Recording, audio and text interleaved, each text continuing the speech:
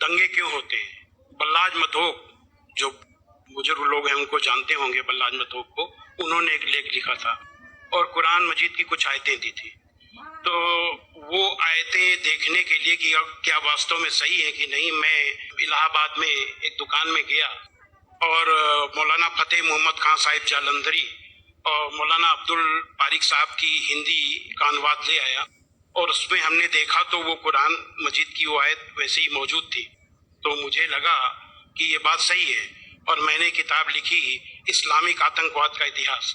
बाला साहब ठाकरे को बहुत पसंद आई, उन्होंने उसका अंग्रेजी ट्रांसलेशन कराया, the history of Islamic terrorism के नाम से। बाद में एक सज्जन ने, अब मैं वहां आ रहा हूं कि मेरा सोच कैसे बदला।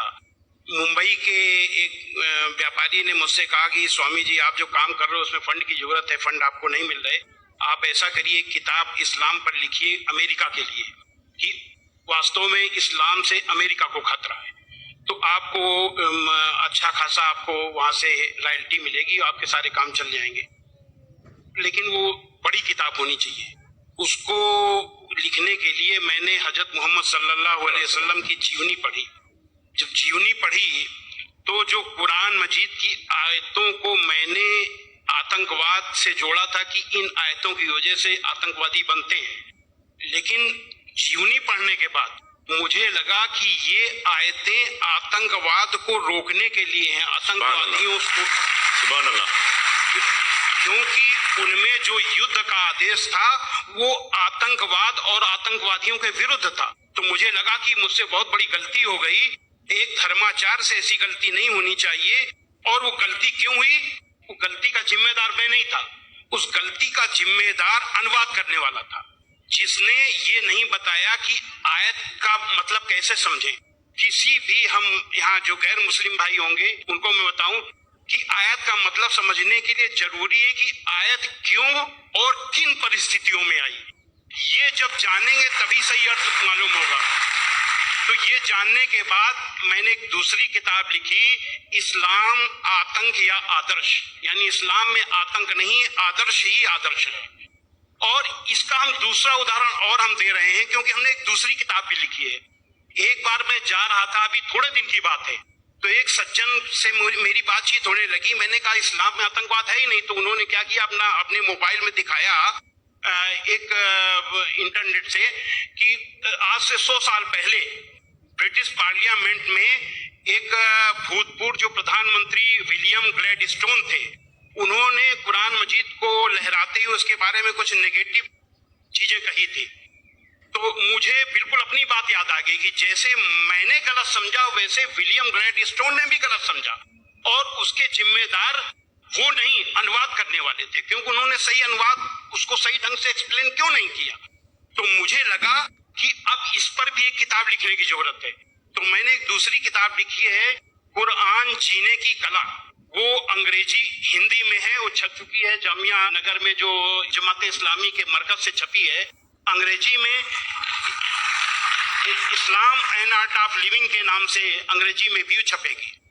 अब इन सारी चीजों जो मैंने इस्लाम को देखा, कुरान को देखा, उसके हिसाब से मैं एक छोटे से निष्कर्ष पे पहुंचा कि इंसान में इंसानियत लाने के तरीके का नाम इस्लाम है।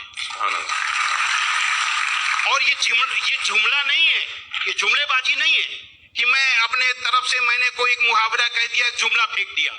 ये बात दलील के साथ मैं बताऊंगा, और मैंने दलील के साथ देखा है। ये इंसानियत के दुश्मन है, काम, क्रोध, मद, लोभ, मोह, ये दुश्मन है।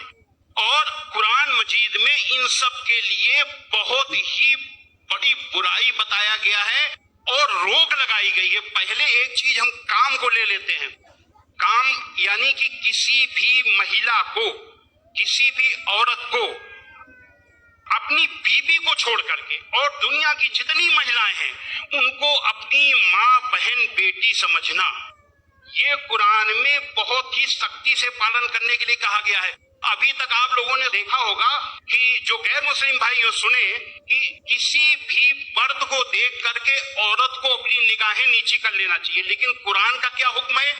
कुरान के सूरा 24 आयत नंबर 30 में है, ऐ मोहम्मद मोमिनों से कह दो कि वे अपनी गैर जो भी महिलाएं हैं, जो उनको देख करके अपनी निगाहें नीची रखा करें और अपनी शर्मगाहों की हिफाजत करें।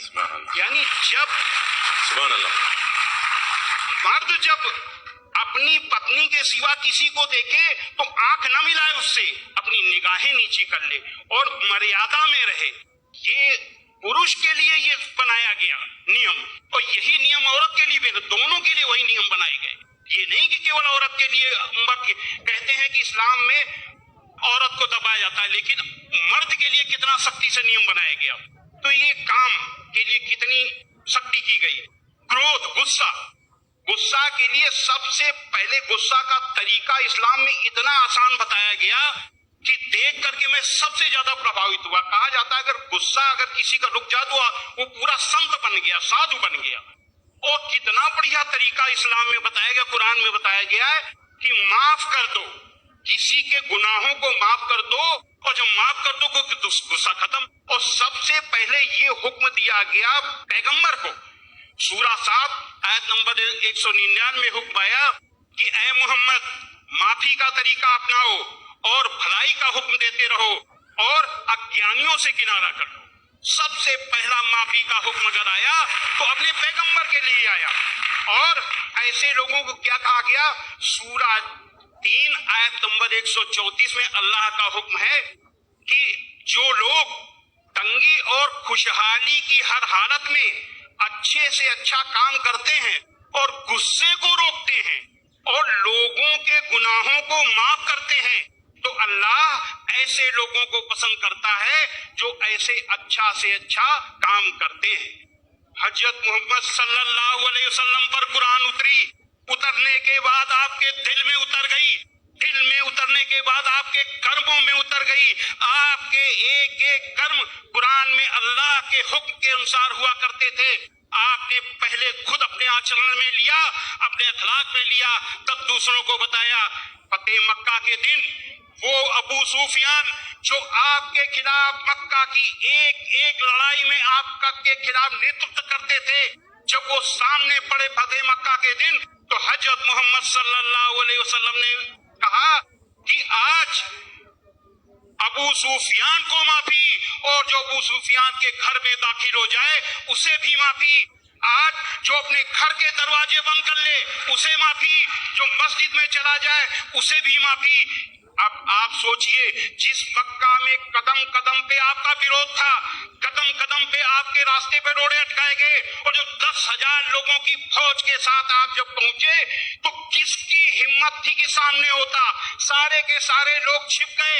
जब हजरत मोहम्मद